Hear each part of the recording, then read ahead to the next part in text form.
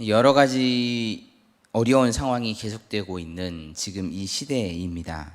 각 분야의 전문가들은 이 어려움을 이겨낼 대책으로 여러 가지 방법들을 제시하지만 급변하는 시대에 그 대책들은 크게 실효를 보이지 못하고 또 다른 어려움에 봉착해가는 지금 이 시대임을 볼 수가 있습니다. 지금 우리를 가장 괴롭히고 있는 코로나19 바이러스만 하더라도 여러 제약 업체에서 백신들을 속속 내보이고 있기는 하지만 새로운 변이, 알파, 베타, 감마, 델타, 델타 플러스, 람다 등 그 수가 급증하는 변이 바이러스에 세계는 또 다른 팬데믹 사태에 빠져들고 있는 것을 볼 수 있습니다. 이럴 때 우리는 지혜롭게 대처하되 사람들의 말에 너무 귀 기울이기보다 하나님의 인도하심과 하나님의 말씀하심에 귀를 기울여야 할 줄 믿습니다. 베드로는 초대교회의 어려운 시기를 살고 있는 성도들에게 예수 그리스도의 주되심, 하나님께서 예수 그리스도를 통하여서 우리에게 어떤 일을 계획하시고 인도하시는지를 늘 기억하고 그것을 의지하라고 권면하고 있습니다.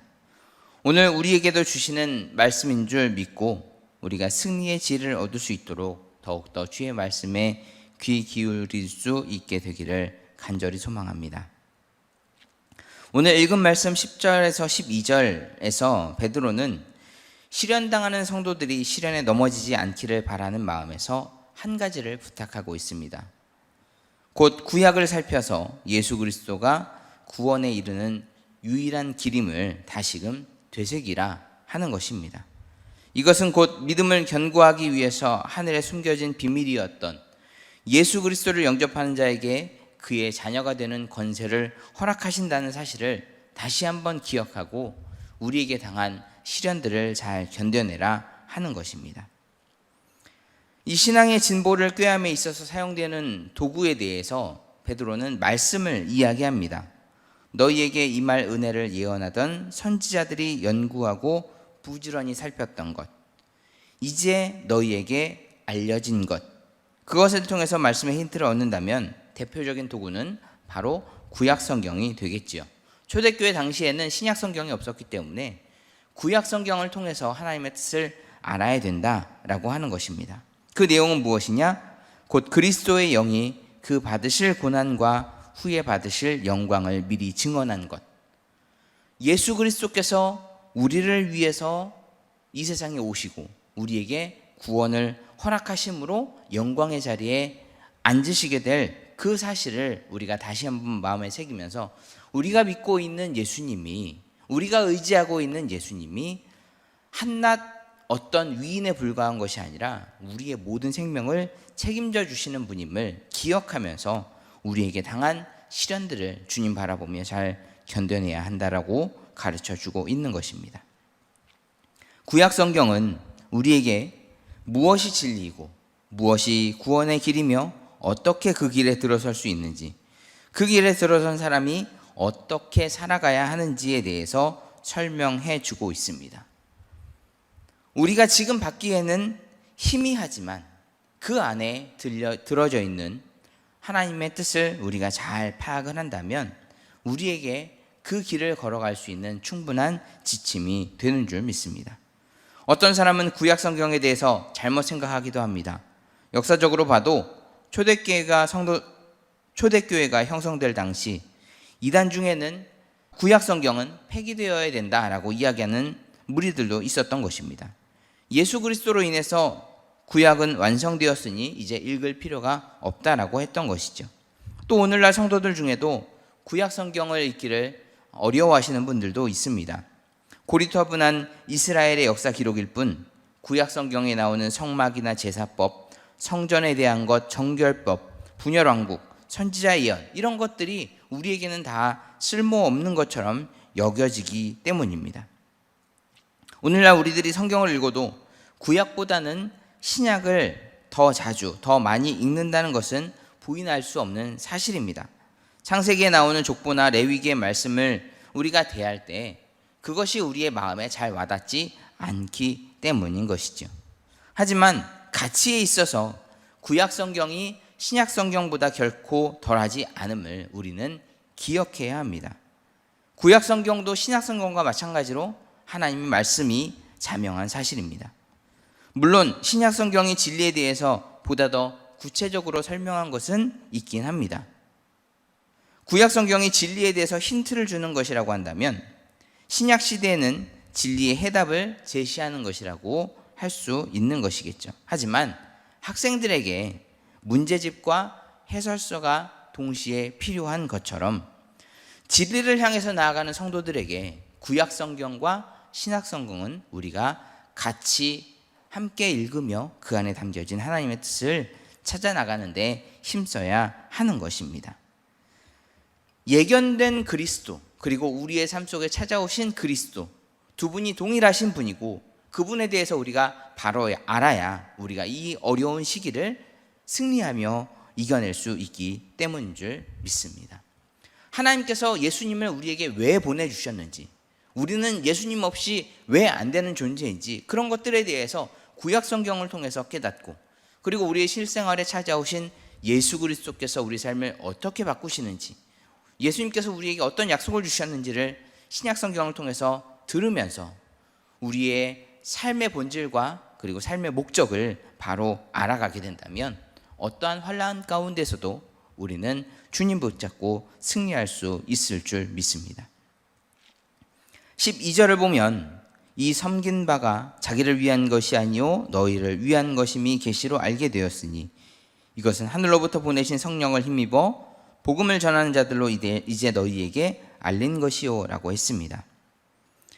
구약 선지자들이 성령의 감동으로 구원에 대한 하나님의 계획, 곧 예수 그리스도의 죽음과 부활을 기록했다는 사실과 더불어서 그 기록이 현재 우리를 포함한 베드로 당시의 사람들을 위한 것임을 밝히고 있는 것이죠. 하나님의 역사하심에 대한 계획은 예나 지금이나 동일한 것으로 우리는 받아야 할 것입니다. 진정 구약은 신약 성도에게 감추어진 비밀을 밝히 드러내는 놀라운 하나님의 말씀입니다.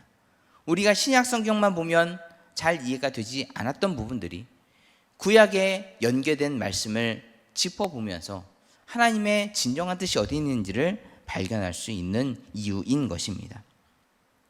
여기서 신약 사람들을 위해서 기록된다는 말은 무슨 뜻일까요? 당시에는 그리스도교가 핍박받는 시기였습니다. 성도라고 해서 자신의 신분을 밝힐 경우에 온갖 고통과 강압적인 신앙 포기 그리고 여러 가지 협박을 받을 수밖에 없었던 때였습니다. 단 한순간의 고통을 견디지 못할 경우에 누가 언제 신앙을 포기할 수밖에 없는 위기에 처할 수 있는지 모르는 상황이었던 것이지요. 그런데 이런 사람들을 위해서 성경이 기록되었다. 험하고 악한 세대에서 믿음을 지키기 힘든 그러한 사람들을 위해서 하나님께서 예수님을 보내주셨고 그 예수님은 우리를 구원하실 메시아이심을 알려주는 말씀을 주셨다라고 하는 것이지요. 그래서 그 사실을 붙잡고 살아가는 자들은 어떠한 환경 속에서도 믿음을 저버리지 않고 굳게 주의 나라를 향하여서 달려갈 수 있는 힘을 얻게 된다는 것이었습니다. 이것은 성경 말씀을 기억하는 것만이 위기를 극복할 수 있는 강한 믿음을 줄 방법임을 우리에게 알려주고 있는 것이죠. 곧 흔들리지 않는 믿음을 견지하기 위해서 우리에게 가장 필요한 것은 말씀을 기억하라는 것입니다. 지금 이 시대에 여러 가지 문제에 당면한 우리의 인생에서 우리는 누구를 바라보아야 하겠습니까? 여러 환경에서 각자 처해 있는 전문가들의 말에 귀 기울이기보다는 물론 그들의 이야기도 우리가 귀담아 들어야 하겠지만 가장 근본이 되는 하나님께서 우리를 사랑하시고 하나님께서 우리를 버리시지 않는다는 그 놀라운 은혜의 말씀을 붙잡고 주의 도우심을 구할 때 우리는 이 어려운 시대를 잘 이겨낼 수 있을 줄 믿습니다. 성경은 성도의 믿음을 성장시킬 수 있는 가장 확실한 방법입니다. 이것은 갖은 역경을 겪으면서도 강한 믿음을 소유한 바울이 인생 말년에 로마 감옥에서 차세대 교회 지도자들에게 굳센 믿음을 간직할 수 있는 비법을 가르치는 대목에서 정확하게 나와 있습니다. 디모데후서 3장 15절로 17절 말씀인데요. 성경은 능히 너로 하여금 예수 그리스도 안에 있는 믿음으로 말미암아 구원에 이르는 지혜가 있게 하느니라. 모든 성경은 하나님의 감동으로 된 것으로 교훈과 책망과 바르게 함과 의로 교육하기에 유익하니 이는 하나님의 사람으로 온전하게 하며 모든 선한 일을 행한 능력을 갖추게 하려 함이라. 아멘. 이것이 바로 말씀의 힘이고 성경의 힘입니다. 따라서 믿음의 성장을 우리가 구한다면 꾸준히 하나님의 말씀을 읽고 묵상하고 그 말씀에 담긴 뜻을 깨달을 수 있도록 성령의 지혜를 구해야 할 줄 믿습니다. 물론 때에 따라서는 성령의 은사 집회, 성령 세례, 안수 기도들이 우리에게 필요하기는 하겠지만 가장 중요한 것은 말씀을 붙잡는 것인 줄 믿습니다. 매일 성경을 읽고 그 뜻을 알기 위해서 묵상하고 거기에서 읽은 말씀대로 살려고 힘써 노력하며 주의 도우심을 구하면 하나님께서 우리의 삶을 다스리시고 선하게 인도하실 줄 믿습니다. 초대교회의 믿음이 연약해질 수밖에 없는 상황에서 베드로가 믿음을 굳세게 할 방법을 제시한 것은 다름이 아닌 말씀에 대해서 상고하라는 것이었습니다. 지금 이 시대 바이러스가 창궐하고 여러 가지 정치 경제적인 문제들이 우리를 위협하고 있는 이때 말씀을 읽는다고 무엇이 어떻게 되겠느냐 이야기하실지 모르겠지만 말씀 가운데 해답이 있고 말씀 가운데 길이 있는 줄 믿습니다. 주의 도우심을 구하면서 우리가 말씀을 묵상하며 이 어려운 시대를 헤쳐나가기를 소망한다면 우리 선하신 아버지 하나님께서 우리에게 길을 알려주시고 우리를 선하게 이끌어 주실 줄 믿습니다. 늘 말씀을 가까이 함으로 어려운 가운데서도 믿음을 지키고 승리할 수 있는 주의 백성들 되시기를 주님의 이름으로 간절히 소원합니다. 기도하겠습니다. 사랑의 아버지 하나님, 힘겹고 어려운 시간들을 보내고 있는 우리들이지만 하나님께서 그 어려움을 이겨낼 수 있는 방법으로 성경을 주셨음을 다시 한번 기억하게 하시니 감사합니다. 초대교회에 목숨이 위태위태한 상황 가운데서도 말씀만을 붙잡으라고 권면했던 베드로의 권면이 지금 이 시대를 살아가는 우리들에게도 주시는 권면인 줄 믿사오니 하나님, 인간적인 방법과 인간적인 지식을 내세우기보다 하나님의 도우심을 구하며 말씀 가운데서 그 해답을 찾아 나갈 수 있는 우리가 될 수 있도록 성령님 지켜 보호하여 주시옵소서. 그리고 이 어려운 때에 주님께서 인도하시는 인도하심에 순종할 수 있는 믿음을 허락하여 주셔서 하나님 바라보며 잘 견뎌내 최후의 승리를 얻어낼 수 있는 주님께 칭찬받는 주의 백성들 되도록 도와주시옵소서.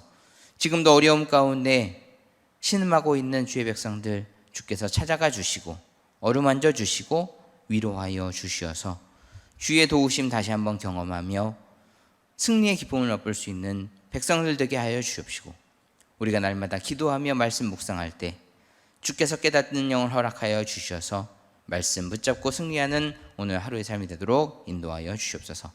예수 그리스도의 이름으로 기도합나이다. 아멘.